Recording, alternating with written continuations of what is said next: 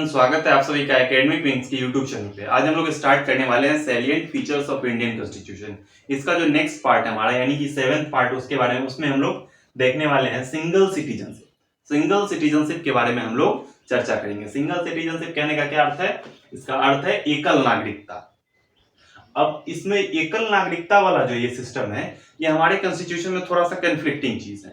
Conflicting क्यों है? क्योंकि हमारा जो कॉन्स्टिट्यूशन है उसका नेचर क्या हो जाएगा, हमारा जो यहाँ पर उसका फेडरल है। ये हम लोग क्या है, जिस व्यवस्था में रहते हैं वो फेडरल यानी कि संघीय व्यवस्था है। संघीय व्यवस्था कहने का मतलब कि सेंटर है और सेंटर से नीचे क्या है, स्टेट गवर्नमेंट, यानी कि स्टेट गवर्नमेंट, यानी कि जो डिवीजन ऑफ पावर है, पावर का डिवीजन है। लेकिन जब नागरिकता की बात आती है, सिटीजनशिप की बात आती है, तो सिटीजनशिप हमारा क्या है, सिंगल है। तो ये किस नेचर को दर्शाता है? ये स्पेसिफिकली हम लोग को क्या दर्शाता है? सोज यूनिटरी। ये क्या सोच करता है? यूनिटरी। एक यूनिटरी, हमारा जो यूनिटरी जो ये व्यवस्था है, यूनिटरी सिस्टम है, उसके बारे में ये दर्शाता है। यानी कि हमारे पास व्यवस्था तो संघीय है, लेकिन ये जो नागरिकता की बात करते हैं, नागरिकता जो हमारा वो क्या है, यूनिटरी सिस्टम की ओर शो करता है। यानी कि यहाँ पर सिर्फ और सिर्फ सेंटर की बात की जा रही है। ऐसा नहीं है कि हमारे देश में जो लोग नागरिक हैं, जैसे कि अगर हम लोग यहाँ पर बिहार में रह रहे हैं, तो हमारे पास नागरिकता जो क्या है, वो भारत की नागरिकता। हम लोग क्या कहलाते हैं? इंडियन सिटीजन, भारत के नागरिक। ऐसा तो नहीं है कि हम लोग बिहार के नागरिक कहलाते हैं। कोई व्यक्ति अगर अरुणाचल प्रदेश में रह रहा है तो वो अरुणाचल प्रदेश का नागरिक नहीं कहलाता, वो भी क्या कहलाएगा? भारत का नागरिक। तो फ्रॉम कश्मीर टू कन्याकुमारी जितने भी लोग हैं, सब लोग का जो सिटीजनशिप है वो क्या है? सिटीजनशिप क्या है हमारा? यानी कि सिंगल है, यूनिटरी सिस्टम की ओर दर्शाता है। एकल नागरिकता का यहाँ पर प्रावधान है, यानी कि वो सभी लोग क्या होंगे? भारतीय नागरिक होंगे। कहने के लिए हम लोग क्या देते हैं कि हम लोग यूपी से हैं, बिहार से हैं, झारखंड के हैं, गुजराती है, महाराष्ट्रियन है, कुछ भी कह सकते हैं। लेकिन जब नागरिकता की बात आएगी, ऑन पेपर जो चीज लिखा जाता है ऑफिशियल डॉक्यूमेंट पे, वो इंडियन सिटीजन लिखा जाता है। इसके उलट जो व्यवस्था है, अगर हम लोग बात करें यूएसए की, यूएसए का जो संविधान है, यूएसए जो है, यहां पर किस चीज की बात की जा रही है? डुअल सिटीजनशिप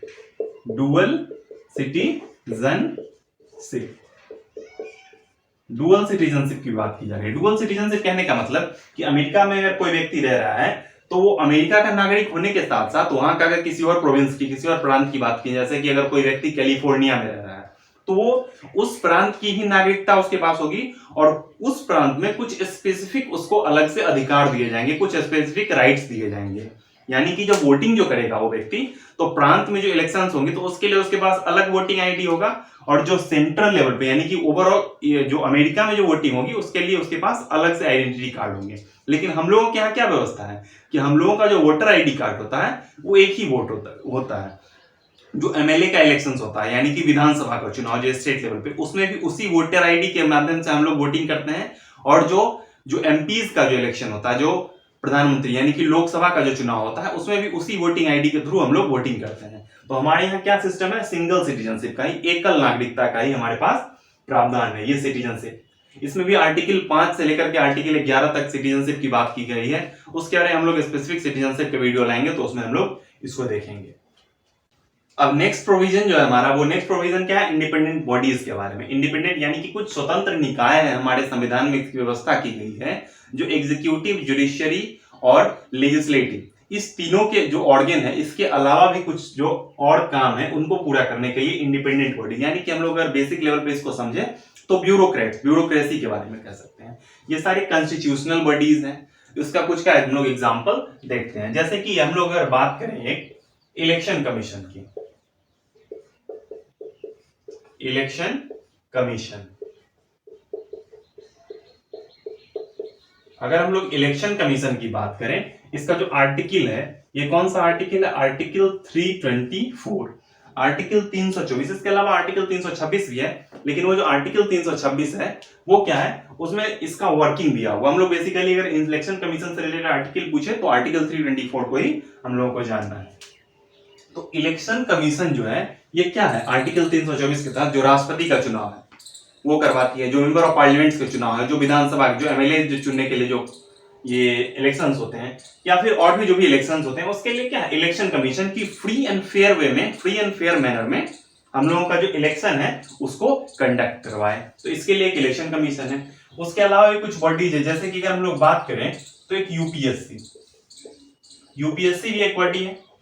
ये किसके आर्टिकल के तहत है, तो आर्टिकल 315, आर्टिकल 315 के तहत क्या है कि एक यूनियन पब्लिक सर्विस कमीशन जो भी सिविल सर्विसेज के लिए जो परीक्षाएं आयोजित की जाती हैं उसके लिए क्या होता है कि देशभर से ये एक रिक्रूटिंग बॉडी है, रिक्रूट करती है। ये एक संस्था है जो रिक्रूट करती है, यानी कि ये लोगों को एक परीक्षा आयोजित करवाती है और परीक्षा के तहत क्या होता है, लोगों को चुन करके जो भी सिविल सर्विसेज के लिए जो सिविल सर्वेंट जो होते हैं उनको यहाँ पर अपॉइंट करने के लिए लाती है। तो यूपीएससी के तहत हो गया। इसके अलावा जो एक स्टेट पब्लिक सर्विस कमीशन भी होता है, फिर ज्वाइंट पब्लिक सर्विस कमीशन भी। स्टेट पब्लिक सर्विस कमीशन क्या, वो हर एक राज्य के अलग हो गया। जैसे कि बिहार के लिए तो बीपीएससी, झारखंड के लिए तो जेपीएससी, इस तरीके से हर एक राज्य के लिए। इसके अलावा कभी कभी क्या होता है कि ज्वाइंट पब्लिक सर्विस कमीशन की बात की जाती है कि एक या एक से अधिक राज्यों के लिए, दो या दो से अधिक राज्यों के लिए जो ज्वाइंटली जो ये परीक्षाएं आयोजित करवाती है उसके लिए ज्वाइंट पब्लिक सर्विस कमीशन भी होता है, उसमें यूनियन टेरिटरीज वगैरह भी होते हैं। तो इस तरीके से यूपीएससी वाला पॉइंट हो गया।